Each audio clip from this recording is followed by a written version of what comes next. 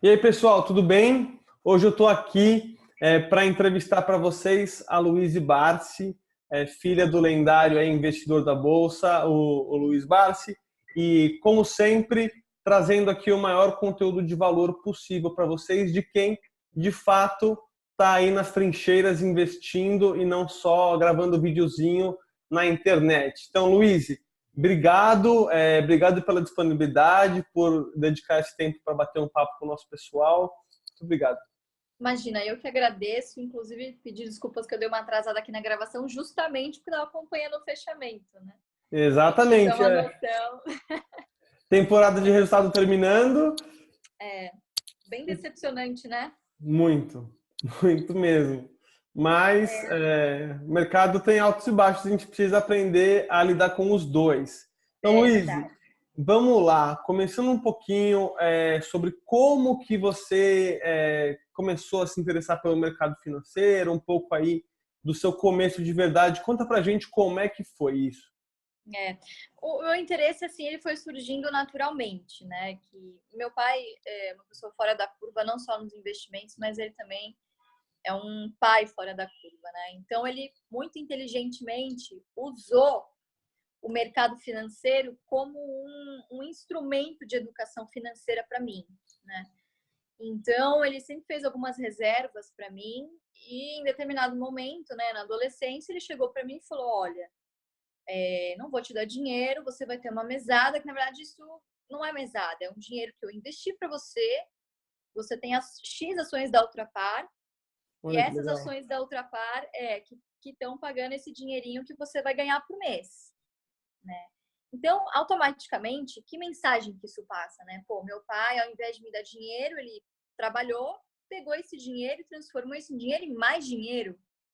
Então, quer dizer, eu também posso fazer isso, né? Eu nos anos eu não trabalhava ainda, né? Eu tinha oportunidade só de estudar. Sim. Então, eu, ao invés de gastar esse dinheiro, pegava o que sobrava no finalzinho do mês e reinvestia nas ações da Ultrapar, né? Então, acho que foi uma forma aí que ele encontrou de me educar financeiramente, né? Porque eu acho que os pais têm muito medo de falar de dinheiro com as crianças, né? Achando que a criança tem que ser criança, não tem que pensar em dinheiro agora. Mas é justamente as crianças, né? Os jovens, os adolescentes, eles estão formando caráter ainda. Exatamente. É quando a gente tem essa mentalidade um pouco diferente desde o começo, fica muito mais fácil, né? Exato, fica muito mais natural, né? Então, eu acho que esse mercado financeiro, para mim, começou muito cedo e eu nunca vi como um ativo de especulação. Eu sempre vi como um trampolim para minha independência financeira. Entendi. E aí, então lá já com seus 15 anos, seu pai começou a te dar mesada em ações. Viu? Pais que estão assistindo essa gravação aqui da entrevista, tá aí uma ideia para vocês começarem a ir formar. Porque aí eu acredito que na época para você, aí surgiu a curiosidade, né? Como assim? É, Você vai me dar alguma coisa e aí isso vai ficar me dando mais dinheiro ao longo do tempo, né? exatamente. E aí, toda vez que a gente ia abastecer, por exemplo, eu via Ipiranga, eu falava, nossa, um pedacinho disso aqui é meu, né? Claro que um pedacinho muito pequeno, mas é meu. Animal, muito legal. E aí, É. como é que foi a transição disso para você de fato ter interesse em mercado financeiro, fazer faculdade e tudo mais? Eu gosto de pensar também que tem um pouquinho de DNA aí, né? Não só meu pai, mas a minha mãe também investe. Ela trabalhou muitos anos em corretora, inclusive meus pais se conheceram em corretora, Oh, que né? Ela legal. trabalhava em custódia. Então, acho que tem um pouco de DNA e também acho que é tudo o ambiente em que você está inserido, né? Tanto acho que verticalmente como horizontalmente eu fui influenciada de todos os lados. Uhum. Isso ajudou muito. Entendi, bacana. É muito legal porque, por exemplo, no meu caso, meus pais eram, meu pai era empresário e tal, mas ninguém da minha família era muito investidor, assim, sabe? De Uhum. bolsa, então, e isso está começando a se formar agora. A gente que faz esse trabalho de educação financeira na internet, eu sempre fico pensando, poxa, como é que será que vai estar daqui 20 anos, né? Eu É, acho que vai ter um monte de Luiz e Barsi por aí daqui um eu tempo. espero. Eu espero que sim. É por isso que a gente começou o AGF, né? O Ações Garantem o Futuro, porque Uhum. os adultos já passaram por muita coisa, né? É mais difícil de você influenciar. Agora, jovem, criança, é mais fácil de você trazer para a filosofia, né? Acho que é muito mais fácil de você fazer essa pessoa entender. E o timing também não poderia ser o melhor, né? Ao invés de você combater a reforma da Previdência, por que não apoiá-la, né? Porque vai ser uma coisa boa para o nosso país. E ao invés de reclamar, de ficar parado, tenta fazer a sua Previdência, né? Acho que você tem capacidade de ser muito mais competente do que o governo em formar a sua Previdência. Em praticamente tudo, né? É. E bacana que você mencionou aí o AGF. Conta pra gente um pouco do que você faz hoje. A gente sabe que você trabalha aí na Elite e tudo mais. Conta um pouquinho do que você faz hoje. Uhum. Então, na verdade, assim, como eu já tinha em mente que eu queria mercado de capitais, eu já comecei trilhando o mesmo caminho que meu pai fez. Então, comecei pela economia, né? Me formei, fiz contabilidade, agora estou terminando uma pós, pretendo iniciar o mestrado e acho que a base é fundamental, né? E comecei como estagiária, na verdade, na parte de índices econômicos, na ordem dos economistas, né? Foi uma experiência muito rica para mim, porque eu tive contato com muitos economistas de várias linhas de pensamento. Então, eu pude ver a economia na teoria e na prática. Isso me deu uma base muito boa para ter noção de macroeconomia, economia internacional, que isso acaba influenciando também no mercado, né? Com E certeza. aí, lá em 2015, 2014, na verdade, eu comecei como estagiária aqui na Elite Investimentos, né, que é onde meu pai é cliente. Tive a oportunidade aqui, eles me aceitaram. E em 2017 eu tirei o CNPI. Estou desde 2014, né? Comecei como assistente de análise, né, no estágio. E hoje eu estou como CNPI fundamentalista, né? E, paralelamente, lá em 2016, eu comecei também a atuar em alguns conselhos, conselho fiscal, né? E em 2017, conselho de administração. Ah, que bacana, experiência única, hein? Não, nem me fale, né? Uma oportunidade única mesmo. Mas assim, eu fico feliz porque se meu pai me colocou num desafio desse, é porque eu não acredito que ele mancharia o nome dele por nada. Então, eu sempre falo, olha, você tem muito potencial e eu acredito que você é competente para estar nos cargos que eu posso te oferecer. Então, eu sou a caçula de 5 filhos, né? Ele poderia ter Uhum. colocado outro e me colocou. Então, para mim é uma honra muito grande e é também uma responsabilidade, né? Sem dúvida. E em relação aos seus irmãos, eles também foram para esse lado financeiro ou não? Então, na verdade não, assim, são 2 irmãos e 2 irmãs, né? Uhum. Cada um acabou seguindo um caminho diferente, não sei porque, talvez eles sejam do outro casamento, né? Os pais separados, então tiveram um contato mais distante. Eles acabaram seguindo outras profissões, mas Entendi. todos eles investem, né? Pelo menos, acho que pelo menos isso eles investem, mas eles, não sei, acho que não tinham aptidão ou não gostavam do mercado. Eu, como já nasci, fui criada junto com ele, então acho que eu meio que vivia mais isso, né? E Entendi. aí acho que acabei sendo mais influenciada. Entendi. Bacana. Vamos entrar um pouquinho agora mais na parte de investimentos em si. Você Vamos lá. mencionou aí que seu pai tá te dando, tá praticamente quase passando o bastão para você, te colocando em alguns É, cargos muito importantes em conselhos, fiscal, administração, tudo mais.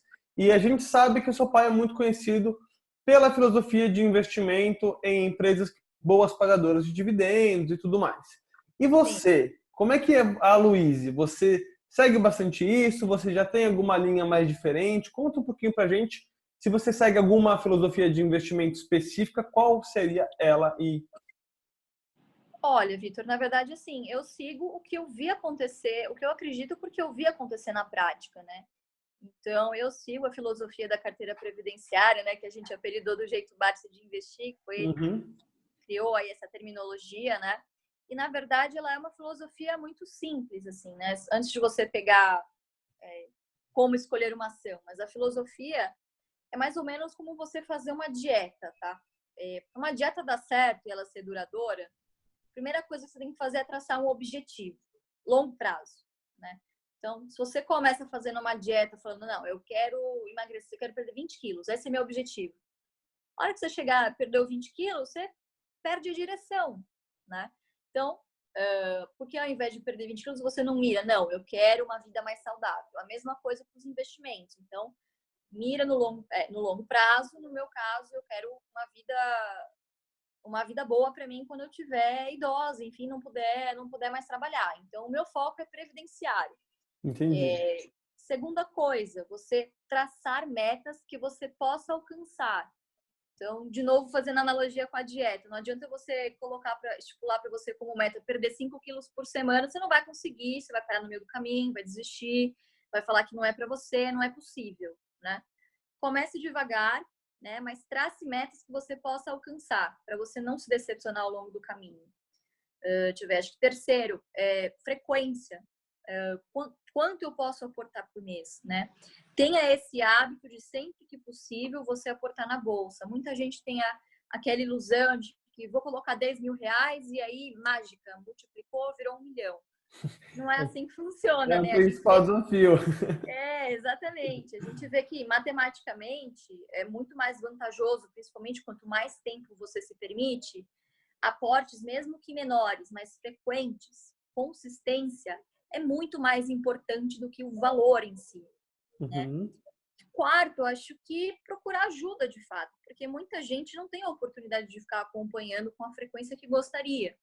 Então, procure profissionais, procure se informar, né? Acho que hoje é muito mais fácil você ter acesso a informação de qualidade, de confiança. Então, se informe, pesquise. Se você acha que você precisa, procure um profissional. Acho que esses são 4 passos da filosofia, assim, que são básicos, né? E analisar a ação, para mim, é o de menos, assim. Você analisa, achou uma empresa boa, mas seguindo essas orientações, você vai conseguir ter um caminho vitorioso. Perfeito. É uma excelente estratégia, né? Seu pai aí na prática aplicou e aplica, e a gente sabe que, eu não sei se todo mundo aqui sabe, mas o seu pai de fato saiu do zero, né, Luiz? Sim, sim. Então, muita gente vem me perguntar, dá para começar com um pouco? Dá para começar do jeito que você pode hoje, entendeu? Exato. O importante é começar, porque senão é igual fazer dieta. Na segunda-feira eu começo. Aí você esquece a segunda, fala, só na outra segunda.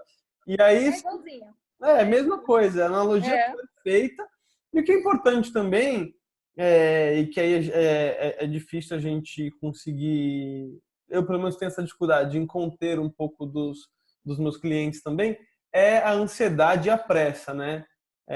Como você mesmo falou, a consistência ganha. Não adianta você investir um pouco rápido só e achar que vai do nada se multiplicar. E não, você tem que estar sempre, porque o mercado também é dinâmico, né, Luiz? exatamente. Aí tem muita gente também que, por exemplo, já aconteceu, por exemplo, de casais virem aqui na corretora querer uma orientação.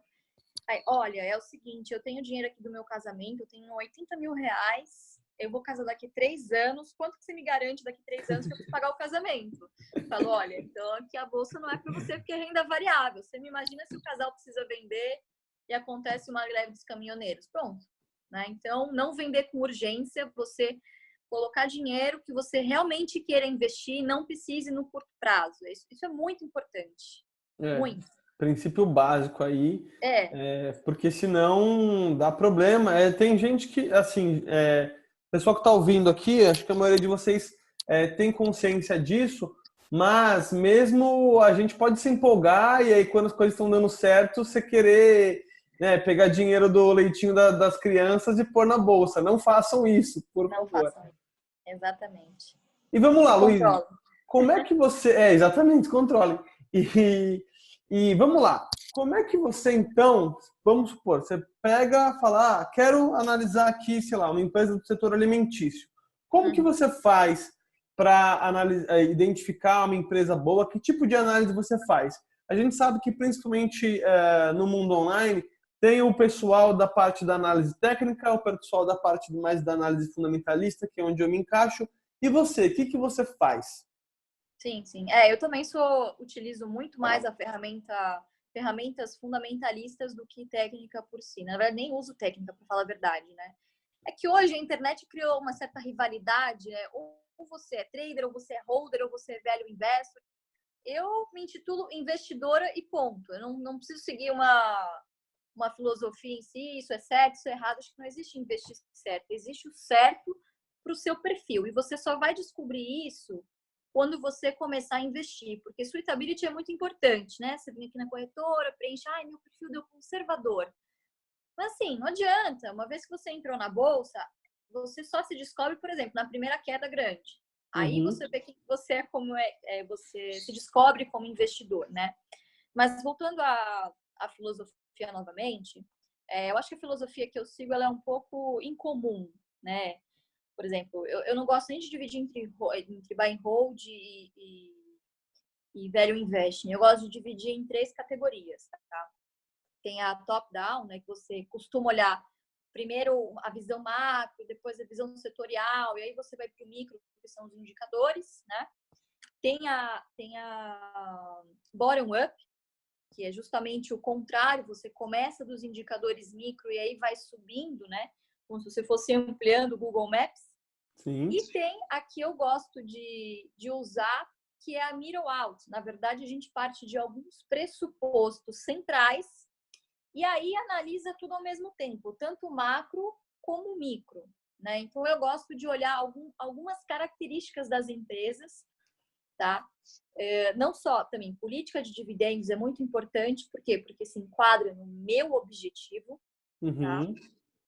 Como essa empresa está inserida no setor dela, enfim, uma série de fundamentos mesmo. A perenidade do setor também é mais importante. Acho que esses 3 são os mais importantes, tá? E solidez também da empresa. Enfim, quais são os históricos de resultados dela? Acho que essas 4, então. Resumindo, essas 4. Tá, E a partir daí, eu já filtro bastante, né? Então, por exemplo, o setor de alimentos mesmo, você falou, para mim já não se enquadra mais, né? Vamos supor, BRF, JBS, já para mim não se enquadraria. Então, perenidade do setor, como ela é perenidade, né? Qual é a competência dela, política de dividendos, enfim, essas aí que eu falei. E aí eu vou para os indicadores micro. Tá. E dos indicadores micro, tem algum que pesa mais para você? Ou você? Tem muita gente que me pergunta, me fala 3 aí. Aí eu falo, olha, não dá. Se investir fosse uma cartilha, todo mundo estaria rico, né? Então tem que de fato analisar a situação, porque também tem setores e setores, né? Tem indicadores específicos de algum setor, outros não. Perfeito. Eu diria que tem assim alguns gerais, né, que tem como você avaliar as empresas. Eu gosto muito de olhar no balanço, tanto a margem bruta como o EBIT, da margem líquida. Gosto de olhar ROI, gosto de olhar ROIC, né? Gosto de olhar também o fluxo de caixa em si, porque muita gente acha que só o EBIT da NC é suficiente, às vezes não é. Eu gosto de olhar realmente o que foi de fluxo livre gerado pela operação. Esse é um indicador que acho que pouca gente fala. Tem aqueles indicadores também que não são do balanço, né? Eles são mais financeiros, que é preço, valor patrimonial, preço sobre o lucro, tem o EV/EBITDA. Então, é uma conjuntura de indicadores, né? O dividend yield, não tem como eu apontar para você, não, eu só olho esse. Não, é impossível isso, tá? Você pode estar se iludindo, né? Você vai estar se iludindo, com certeza. É importante você comparar com outras empresas do setor, empresas lá de fora. Então, é tudo uma questão do contexto geral. Não tem um indicador. Acho que é tudo. Perfeito, Luiz. Eu gostei muito que você falou da parte do fluxo de caixa, porque a gente vê direto aí nos jornais que as manchetes sempre mencionam o lucro, o lucro, o lucro. E eu sempre falo para quem me acompanha, quem é meu aluno, que o que importa mesmo é a geração de caixa, porque a empresa não consegue chegar com lucro para comprar outra empresa ou fazer qualquer coisa. Eu sempre digo, o lucro é teoria, o que acontece mesmo é o caixa, né? E, como você mencionou, a geração de caixa livre, ou seja, depois que pagou todos os juros, depois que teve todas as mudanças de estoque, enfim, recebíveis, já fez os investimentos na empresa e aí o que sobrou. Então, isso é muito importante, porque é de fato daí que a empresa consegue formar as bases dela para o futuro. E aí, como você mencionou, a parte da perenidade. E o que eu acho também muito, muito interessante que você falou, e que para quem estiver assistindo ou ouvindo aqui, é vital, é que desde o começo aqui da entrevista, você deixou muito claro qual que é a sua tese de investimento, ou seja, quais que são seus critérios e você segue eles. Tanto faz, acho que uma semana ou duas, eu fui num evento de Value Investing aqui em São Paulo, e aí o pessoal estava falando lá do Factor Investing e tal, até fiz uma live sobre isso, está lá no meu YouTube, mas que dos grandes investidores aí, todos eles tinham, claro, uma tese de investimento e seguiram ela por muito tempo. E o mais curioso, que todas essas teses, né, eram diferentes, mas todas elas geraram resultado aí acima do mercado, porque eles se mantiveram com firmes a tese, né, o racional. Então, Exato. bacana, muito importante isso que você mencionou. E uma pergunta aqui, como é que você decide, então, a hora de entrar, a hora de sair? Quanto tempo você analisa uma empresa antes de bater o martelo e falar, posso confiar? Depende muito, né? Resposta típica de economista, depende, né? Acho que depende. Como eu já estou há um certo tempo e não só como analista, mas também ouvindo sobre as empresas, eu acho que é muito importante você ter a cultura de participar como acionista também do dia a dia da empresa. Como você faz isso, né?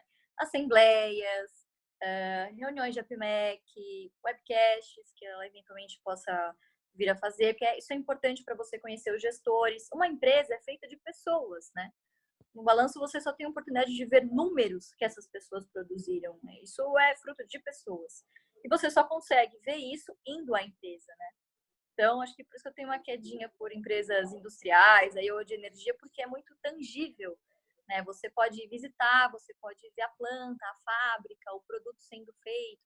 Energia nem se fale, você é um produto essencial. Você vai viajar, você volta, a conta de luz está lá na sua casa, né? Então, são coisas tangíveis e que são fáceis do investidor assimilar. Acho que a primeira coisa, as pessoas acham que você tem que ir direto nos indicadores, né? Uhum. Tem muito analista que sabe de cor e salteado o balanço, mas não sabe de fato o que a empresa faz, né? Então, te dar um exemplo assim, Klabin. O pessoal gosta de comparar muito Klabin com Suzano. Eu não consigo comparar porque são completamente diferentes, apesar de estarem em pulp and paper. Né? Uhum. Klabin muito mais exposta ao Brasil, tem uma flexibilidade muito maior nos seus produtos, consegue mirar nos de maior rentabilidade. São empresas fundamentalmente diferentes, apesar de estarem no mesmo setor. Então, acho que a primeira coisa é você ir a fundo e entender o que aquela empresa faz, o que ela produz ou o que ela oferece de serviço, né? E aí a análise dos números vem naturalmente. E aí vai depender da sua disposição, o tempo que eu levo. Depende. Pode levar meses, sei lá, para entrar na minha carteira. Não tenho pressa. E, na verdade, o que vai determinar mesmo é o preço, né? Não adianta eu achar que a empresa é maravilhosa e vai lá e tá caro. Eu vou comprar? Não vou comprar. O preço importa para mim. Para mim também importa. Concordo, muito legal que você falou isso, que a gente vê isso, muita gente pergunta, e o banco X, e o banco Y, e essa empresa aqui que eu nem sei falar o nome? Eu falo, cara, você já parou para, né, entender direito o que a empresa faz? Porque não vamos esquecer que até o próprio Warren Buffett tem a pastinha dele lá das coisas que ele não entende. Então, por exemplo, recentemente agora o Bitcoin voltou a subir. Aí o pessoal perguntando, e o Bitcoin? Eu falei, cara, até hoje eu não consigo entender como é que aquilo lá se movimenta de preço, qual que é o fundamento por trás daquilo. Exato. Então, muito importante isso que você falou de fato entender o que a empresa faz, porque o pessoal às vezes só quer saber de preço-lucro, etc e tal, ou até mesmo dividend yield, mas sem entender o que a empresa faz, você não consegue olhar ela para frente, né? E aí é que eu falo, tem que fazer evaluation, não tem? Eu sempre falo, gente, primeiro, fazer evaluation não é uma coisa de um bicho de sete cabeças. O mais importante nem é o quanto que vai dar o preço em si, mas o exercício de você conseguir projetar essa empresa para frente. Porque se você não entende, né, você não consegue, simplesmente. Exatamente, é isso aí. Muito importante o que você falou, perfeito. E agora, uma pergunta. Quando sai alguma notícia de um fundo importante ou um grande investidor do mercado que está saindo ou entrando em uma empresa, que você investe ou está procurando investir, isso te influencia ou não? Como é que você lida com isso? Não, porque justamente quando sai na mídia, porque o negócio já aconteceu há muito tempo. Então, não me impressiona e muito menos me influencia. Eu tento o máximo possível focar, né? Eu me atenho aos meus princípios ali, meus princípios básicos como investidora e vou. Se o cara tá saindo, tá entrando, o problema é dele, eu olho a minha análise, entendeu? É lógico que você tem que respeitar, gestores estão aí muito mais tempo, né? Mas você tem que olhar as suas limitações também. Não adianta você querer seguir, fulano tá vendendo, vou vender também, o negócio sobe. Fulano tá comprando, eu vou comprar também. Assim, eu compro o que eu acho que eu tenho que comprar, porque se der errado, a culpa é toda minha e eu admito, errei, vou lá e corrijo. Agora, acho que o que a maioria das pessoas fazem é, putz, mas o fulano falou que era bom, comprei, olha lá, ele é ruim. Não, às vezes para ele foi ótimo. É você que não teve o bom senso de olhar para as suas limitações e ver se isso era bom para você ou não, né? Então, acho que o bom senso é muito, muito importante na bolsa também. Perfeito, e ter de fato essa independência do conhecimento financeiro, né? Não só financeira, mas de você saber de fato o que você está fazendo e não ser só a Maria vai com as outras, né? Isso, influenciado, né? Exatamente. Agora, vamos lá. Entrando um pouquinho na sua carteira, e aí se você puder falar, você fala, senão não tem problema nenhum. Queria perguntar aqui, o pessoal deve estar muito curioso, quais foram os seus principais acertos em ações e por que você acha que esses investimentos deram certo? Olha, eu não gosto de falar em uma ação especial. Acho que o meu maior acerto foi ter seguido essa filosofia de carteira previdenciária, porque é aquilo que eu te disse, né? Foi o que eu vi dar certo na vida real. Então, sei lá, eu gosto de aprender com os erros dos outros, né? Então, se deu certo para ele, muito provavelmente vai dar certo para mim se eu for fiel a isso, né? Então, assimilei muito isso para mim. É o perfil em que eu me encaixo, né? Não é só porque o meu pai faz, mas é o que eu me convenci que para mim é o que se enquadra para mim, né? Então, em especial, assim, eu tenho muito carinho pela Ultrapar, porque foi a primeira empresa que eu tive na minha carteira, né? Então, acho que esse foi o Uhum. meu maior sucesso, porque foi com ela que eu comecei a ter noção do que era a bolsa, né? E de novo, eu via isso na vida real, eu vi os postos, né? Enfim, eu falava, putz, isso é meu, né? Eu sou uma pequena sócia desse negócio. Então, acho que o Ultrapar pode ter sido meu maior sucesso. Bacana, Dar perfeito. uma. E acho que legal que você mencionou que do jeito que você fala, fica muito claro que para você, quando você é dono de uma ação, você de fato é um sócio da empresa. E não que aquilo lá é só um papel que você está brincando aí de comprar e vender. Então, para quem está assistindo isso aqui, gente, a Luíse que é investidora e está nessa jornada já há algum tempo, junto com tudo que ela aprendeu com o pai dela, é importante a gente perceber nas entrelinhas como a formação do caráter do investidor ele acaba transbordando naquilo que ele fala e que ele pensa, né? São nessas coisas pequenas que a gente consegue enxergar de fato como a formação do investidor é muito importante e da forma que ele enxerga o mundo. Ela poderia ter falado, meu pai me deu um papel ali e aí eu ganhava dinheiro, mas enfim, não tinha nada a ver. Mas não, pô, ela entendia que ela era uma sócia, né? Ou seja, estava dentro do negócio de certa forma. Muito bacana. E Luiz, e do outro lado, qual você acha que foram um dos seus principais erros em ações ou filosofia de investimento? E o que você aprendeu com isso? Erro foi justamente quando eu, sei lá, posso dizer que eu fui persuadida, sei lá, erro meu, claro, né? A sair fora da filosofia, né? Acho que foi uma época mais ou menos 2 anos, 2 ou 3 anos, Uhum. imagina, no começo ainda. E tava um tempo sem aportar, acho que você falava, tá tudo caro, vou guardar, né? Eu não me obrigo a comprar todo mês, né? Se eu acho que tá caro, eu não compro, eu espero. E aí, de repente, eu vi as ações da BRF cair e tal. Eu falei, putz, de repente é um bom negócio, tá? É uma boa empresa. Não analisei a fundo. Fui no imediatismo e falei, não, isso aí logo volta para os R$ 40. Comprei. Aí o que aconteceu? Na outra semana saiu carne fraca. Né? Então, pensou o banho de sangue, né? Que foi com pouco, não me comprometi, né? Muito da minha carteira tal, mas foi uma perda doída, assim, foi sofrido. Eu falei, por que eu fui fazer isso? Eu nunca fiz, por quê? Por quê? Mas assim, é importante você ter essa experiência, né? Porque é muito sofrido, né? Então eu falei, eu não quero passar por isso de novo, então eu vou continuar na filosofia, mas é importante, eu tenho essas ações até hoje, para toda vez que eu me sinto tentada a comprar alguma coisa que não seja da filosofia, eu olho para as minhas BRF e falo, não, lembra, foca e vamos embora. Acho que é importante esse processo, né, de assimilar. Acho que toda pessoa vencedora já passou por um grande fracasso e tirou mais lições do fracasso do que do sucesso em si. O fracasso ensina muito mais. Perfeito, muito bacana. Essa época que você está falando, eu lembro bem, porque na época eu ainda trabalhava lá no JP e eu cobria a empresa. E a empresa começou a degringolar e aí a gestão falava que não, trimestre que vem vai ficar bom. Não está acontecendo nada, tá tudo bem, é conjunto, é temporário, tá bom, vamos lá, né? Não era Exatamente. nada disso. Aquela historinha lá, e aí passou quase um ano, e aí não voltou nada. E também, e para quem, isso que é muito curioso. Para eu que olhava a empresa já, né, nessa época, há um ano e meio, dois, se não me engano, eu confiava plenamente que, pô, a empresa já tinha margem EBITDA alta, ela vai voltar rapidamente.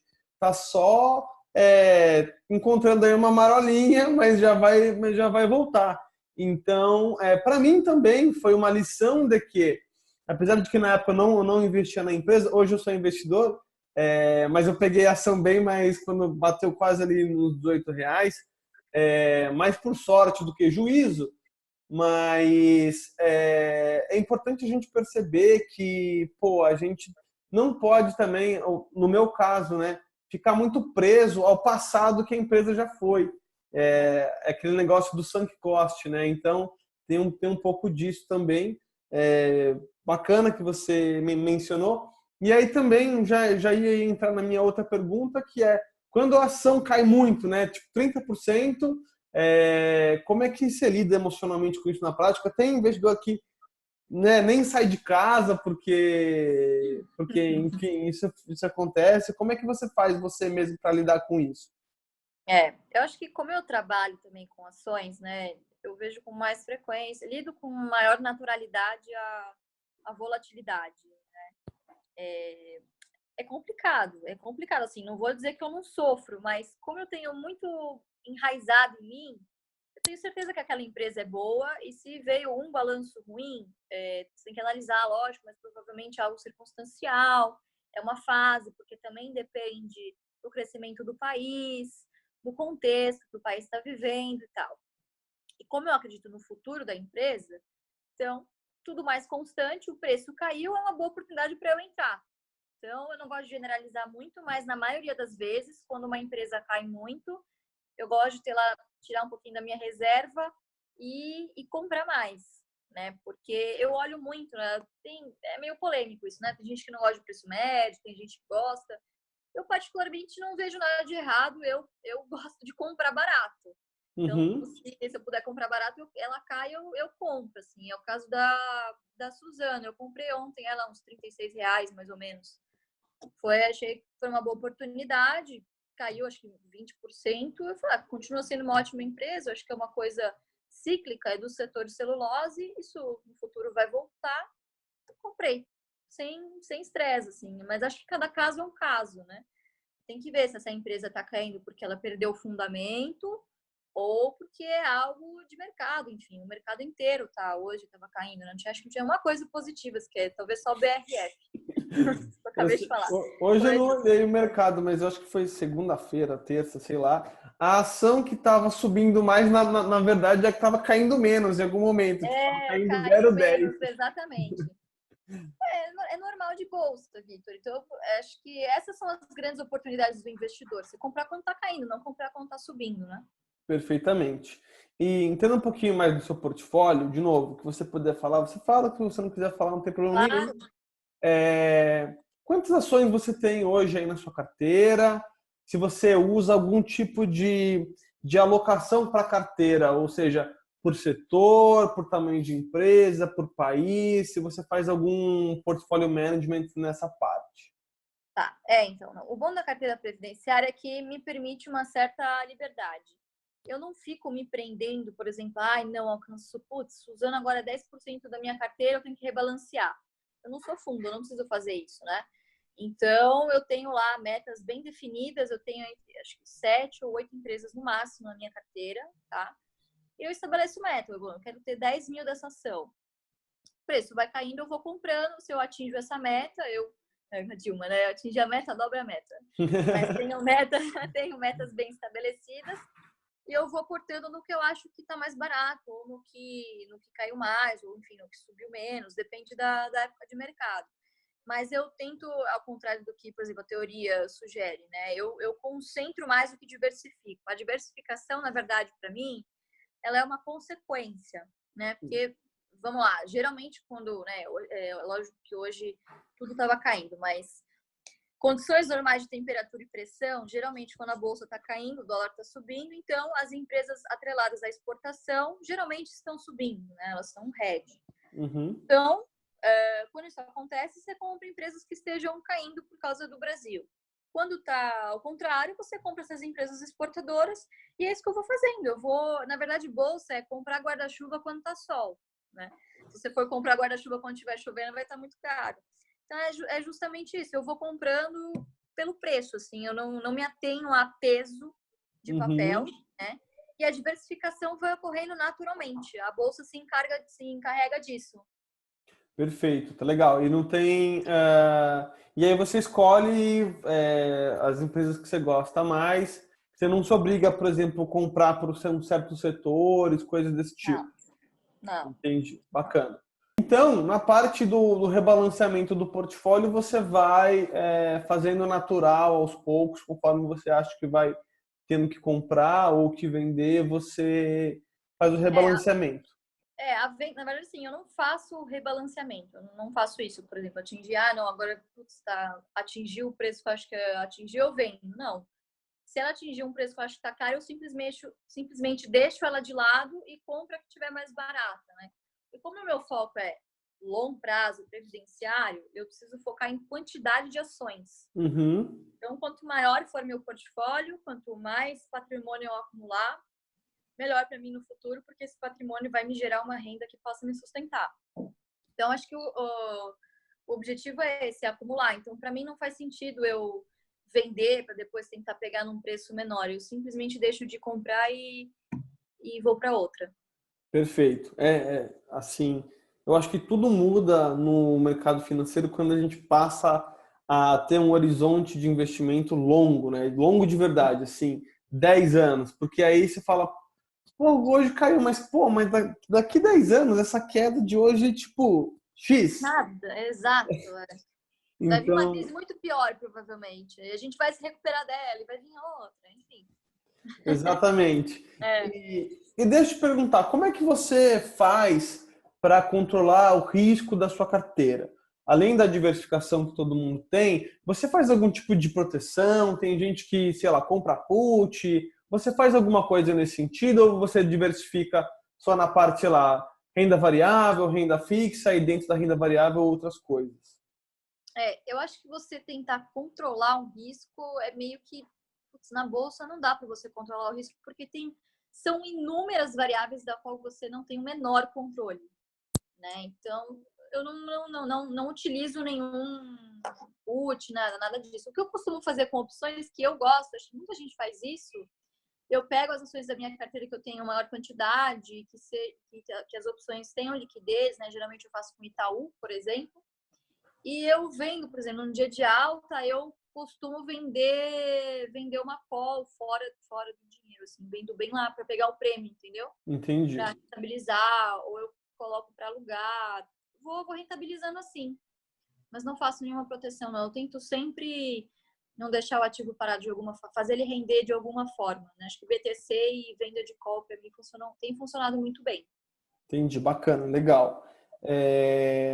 E aí, indo já um pouquinho mais para o nosso final da entrevista, Uhum. Você que lida com investidores, pessoas físicas e tudo mais, quais são assim os principais erros que você fala, meu, todo mundo faz isso mas são erros que, obviamente, por eles fazerem, eles ainda não se deram conta disso, eles não conseguem enxergar. Uhum. Tem algo Sabe o que gritante assim que Sabe o que é pior? As pessoas sabem e continuam fazendo. Isso que é o pior para mim. Que acho que é o imediatismo, querer ficar rico logo. É o pior. Porque a pessoa sabe que não vai dar certo, mas ela continua se iludindo. Enfim, é porque dinheiro é uma coisa complicada, né? Eu gosto muito de finanças comportamentais, eu leio bastante sobre isso. uhum, E eu vi lá, quando você mexe com dinheiro, é uma coisa instintiva, né? É o cérebro reptiliano. Então, mesmo você sabendo, o seu instinto diz para você fazer isso, você vai lá e faz, pensando em algo, enfim, que você sabe que não vai acontecer. Então, acho que é o imediatismo, querer ficar rico logo. Acho que esse é o pior erro do investidor. Não só iniciante, de todo investidor. boa, exatamente. E acho que tem vários investidores, o seu pai é a maior prova disso, eu acho, que o Warren Buffett fala, todo mundo fala que a característica que mais importante que tem que ter na bolsa é a paciência, né? É Com justamente certeza. o contrário, é tomar boas decisões, mas ter a paciência. E aí, e como é que você faz isso, né? Aprende a meditar, isso é muito complicado, e é de cada um também. É. É bem complicado. E, Não, é perfil total, assim. Tem gente que simplesmente não nasceu para ter dinheiro na bolsa. Não nasceu, não adianta, não vai conseguir, né? Então é perfil mesmo. Não e, tá, adianta. e tá tudo bem, né? Agora que investir está um pouco na moda, eu vejo que É, tem gente que não tem perfil, mas está meio que se forçando a fazer. Eu acho que, óbvio, todo mundo tem que saber cuidar melhor do seu dinheiro, mas às vezes a bolsa não é para você e tá tudo bem. é, é realmente difícil, assim. Mas não quer dizer que esteja errado. Na verdade, você tem mais chance de sucesso se você entender, é autoconhecimento. Né? Investir é ter autoconhecimento. Não adianta. É a mesma coisa. Putz, bolsa não é para mim. Você já tentou? Você já tentou, não conseguiu lidar com a volatilidade? Tudo bem, legal o seu argumento. Agora, se você nunca entrou na bolsa, né, experimenta, coloca o dedinho lá, vê como que você experimenta e como que você entende a sua propensão ao risco. Se você acha que bolsa não é para você, no hard feelings, saia da bolsa e vai para algum investimento que você se sinta mais confortável, né? Que você tenha confiança de aportar com consistência, né? Acho que não só para bolsa, mas em todo investimento. Se você tiver consistência, você vai ter muito sucesso. Perfeito, isso aí. E uma coisa de perguntar, você, nessa filosofia de carteira previdenciária e tal, você também coloca em fundos imobiliários ou não? Não, não, eu coloco 100% em ações, né? Acho que tem alguns conceitos aqui. Muitos iniciantes gostam de começar pelo fundo imobiliário porque é mais fácil de investir. Assim, eu não vejo muito dessa forma, tá? Porque imóveis também tem um ciclo e você precisa entender isso, né? Agora, não sei se vou lembrar de cabeça, acho que é super oferta, expansão, super oferta, recessão, Uhum. recuperação, né? Tem todo esse ciclo. É tão complicado quanto uma ação. Né? Na verdade, quando você coloca num fundo, o que você está fazendo? O fundo replica o que uma empresa faz. Você tem um gestor, que no caso é o time de gestores da empresa, que vão decidir o que fazer com aqueles ativos e vão te pagar uma rendinha mensal, ou enfim. A mesma coisa a empresa. Você tem uma equipe de gestores ali, de administradores, que vão fazer o que acham melhor com os ativos da empresa e vão gerar lucro e vão me distribuir o dividendo. Então, quando você coloca o fundamento do que é cada um, não me convence muito esse negócio de que fundo imobiliário é mais fácil. Talvez seja melhor do que, por exemplo, você investir em imóveis fisicamente. Isso sim, isso eu concordo muito. Assim. Eu já tive experiências péssimas com cobrar aluguel, né? Então, isso é péssimo, ninguém gosta, é terrível. E você tem que ter uma dedicação a isso. Tá? Então, talvez para quem investe em imóveis físicos, realmente o fundo imobiliário seja mais fácil, mas se você for pensar, foi a mesma coisa que ter um negócio. Por exemplo, eu não sei se eu teria competência de ter um posto de gasolina. Então, eu vou lá, delego para os gestores da Ultrapar e compro a minha ação e deixo eles fazer o que eles bem entenderem lá com os ativos da empresa e recebo meus dividendos. Acho que no fundo Então, acho que é por isso que eu não invisto em fundos, tá? Mas, assim, nada contra. De novo, acho que é uma questão de perfil. Imóveis é muito mais fácil de você explicar para o iniciante do que bolsa, do que você falar sobre energia, sobre gás, sobre, enfim, né? Porque imóveis é uma coisa mais tangível para o grande público. Então, talvez seja uma boa porta de entrada por causa disso, tá? Perfeito, concordo com tudo que você disse. Eu também não sou muito fã de fundo imobiliário, não. Tenho nada contra, mas na minha carteira eu tenho bem pouquinho, assim, acho que não dá nem R$ 5.000. Uhum. E também eu não vejo tanta vantagem assim. Claro, assim, a vantagem sobre o imóvel físico é claro, qualquer imóvel que você pegar aí por aí, o rendimento do aluguel perde da poupança em muitos casos. Exato. E aí o fundo imobiliário, de fato, é vantagem se você quer estar exposto a imóveis, né? A imóveis. Mas, principalmente num país como o Brasil, os imóveis têm um ciclo. É que na cultura lá atrás, de hiperinflação e tal, É, sempre costumava se dizer que o imóvel nunca perdia o valor, mas na prática a gente sabe que não é tão simples assim. Por isso que eu também acho que vale a pena investir em empresas. Muito eu também. bacana. E uma outra coisa que eu queria falar que eu esqueci, mas tudo bem. Vamos lá, seguir A aqui. pergunta lá, Era aquela pergunta uma. Eu não lembro direito. para o que eu deveria perguntar para os seus seguidores, será que é isso? Eu achei interessante.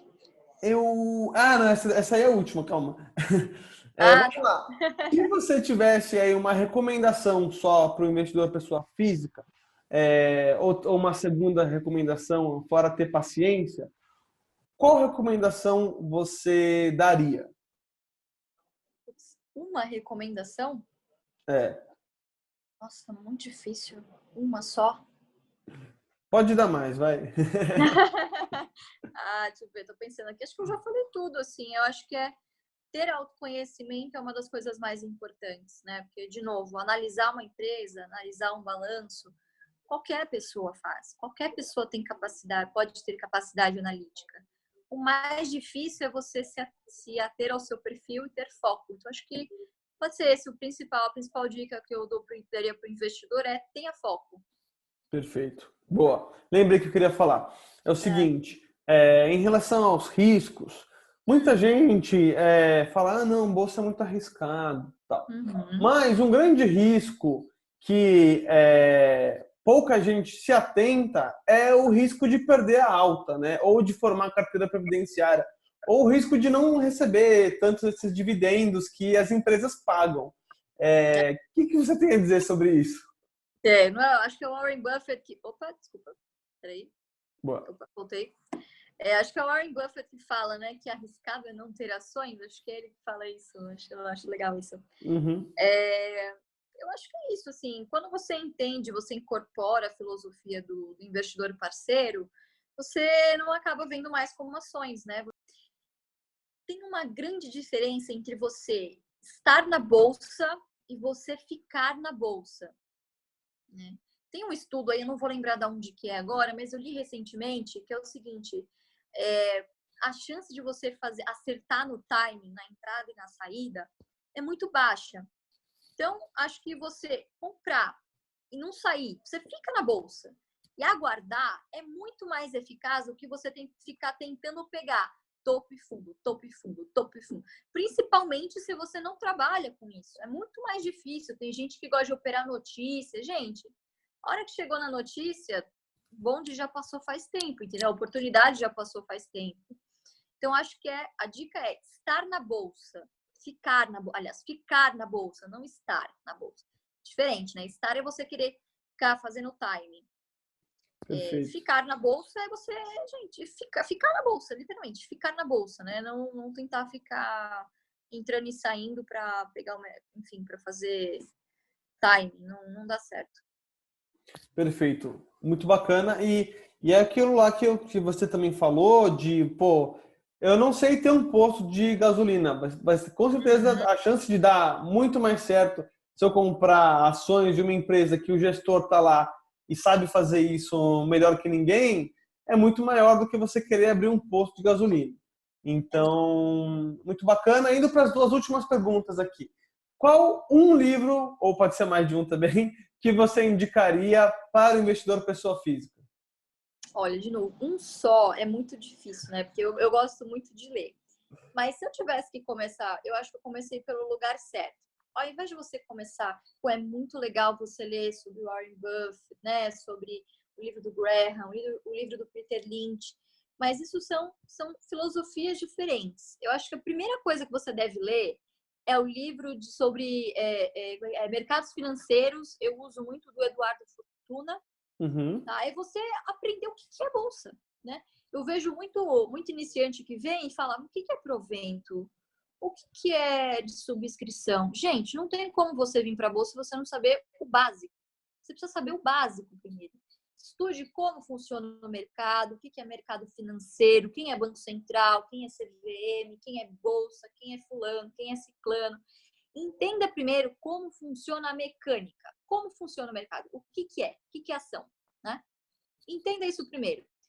Entra, vê, se descubra, tá? E aí você vai lendo sobre outros investidores, experiência de pessoas mais experientes. Aí sim você parte para outros tipos de leitura. Mas acho que o mais importante, eu daria a dica desse livro aí, Mercados Financeiros, do Eduardo Fortuna, é ter o conceito. Isso é o mais importante. Tem muita gente que investe, mas não sabe, assim, entra sem saber nada, né? Mares Dante nunca navegados. Né? Então, Sim. saiba o que você está comprando, o que você está fazendo. Acho que isso é essencial. Bacana você ter falado isso, porque, enfim, eu também fiz faculdade de administração, tá, fazendo GV. Quando a gente está na faculdade, a gente estuda as matérias de finanças e tal, mas é justamente isso, é o conhecimento mais técnico. E aí, o que eu também acho igual você, é que muita gente tá querendo investir e tal, mas pouca gente busca esse conhecimento mais técnico e que, de fato, ele faz diferença porque é igual você querer jogar futebol sem saber a regra do jogo. A chance de você ganhar é difícil. Então, bacana você ter falado isso. Eu não esperava uma recomendação no livro mais técnico, mas foi perfeito. Porque, honestamente, é um livro chato. Uhum. Não é legal de você ler, mas é necessário, né? Acho que se você quer ter uma rentabilidade diferenciada, você precisa ter um interesse diferenciado, é fazer alguma coisa, né? Então, saia do comodismo, entenda como funciona, e aí, se a partir daí você já não entender, já não gostar, você já nem entra, você entendeu? Pô, não gostei, não entendi como funciona, não tem jeito, não é meu perfil, beleza. Mas saiba primeiro os termos técnicos, as terminologias, o básico do básico. Né? Acho que isso é fundamental para tudo, na verdade, não só para a bolsa, né? Qualquer investimento. Perfeito, Luiz, perfeito, muito boa mesmo a sua sugestão. E vamos lá para a última, então, que é o Question of the Day. Que é o seguinte: faça aí uma pergunta para a minha audiência, os meus seguidores, e que provoquem eles a pensar. Que provoquem eles a pensar. Vamos lá. Muita gente que critica, né? Não sei. Então, se coloquem no meu lugar. O que vocês fariam se fosse filha ou filho do Barsi? Acho que essa é uma boa pergunta. Perfeito. Bacana, Luiz. Muito obrigado aqui pela essa entrevista. Foi perfeito. Foi muito legal. Acho que foi muito enriquecedora. Trouxe outros pontos de vistas que geralmente o pessoal não tem. Então, eu queria te agradecer e deixa aí os seus contatos, onde que o pessoal pode te encontrar nas redes sociais e tudo mais, conhecer um pouquinho mais do seu trabalho. Pô, que legal. Eu que queria agradecer a oportunidade de estar aqui, né? De você ter lembrado de mim na hora de fazer essa série de entrevistas. Eu acho que vocês podem me encontrar muito facilmente aí no @açõesgarantem, que é o nosso projeto, né? Meu, dos meus sócios, do Fábio e do Felipe, que também, como eu, são investidores aí apaixonados pelo jeito Barsi de investir. E lá a gente tem algumas dicas muito legais, também tem orientações para investidores, tem dia a dia aí da bolsa, é um perfil bem legal aí para o pessoal começar a seguir. Também tem um contato direto também com a gente, @açõesgarantem. No Instagram, né? Isso, no Instagram. A gente está no YouTube também, mas a gente está começando, a gente está mais ativo por enquanto no Instagram. Perfeito. Tá ótimo, Luiz. Obrigado. Pessoal que assistiu ou está ouvindo, vai lá, segue a Luiz, segue o Ações Garantem, que com certeza vocês vão encontrar conteúdo de muito valor de quem está fazendo história na Bolsa. Obrigada. Tchau, tchau. Obrigado. Tchau, tchau.